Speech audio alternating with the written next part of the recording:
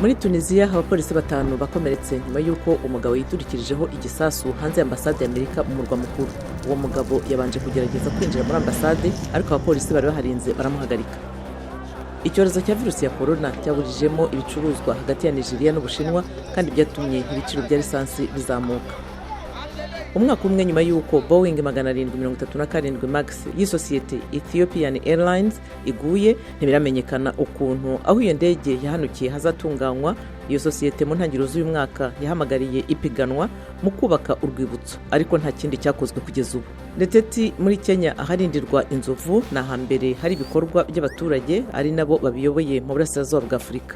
Imfubyi z'inzovu hamwe n'izatawe na nyina zitabwaho kugeza zibashije kurekurirwa mu gasozi. Naho umunyazimbabwe Dominique Benhura yamamaye ku isi nk'umunyabugeni biturutse ku buhanga afite mu bukorikori gakondo buhera mu gihe cy'abami mu kinyejana cya 11 muri Zimbabwe.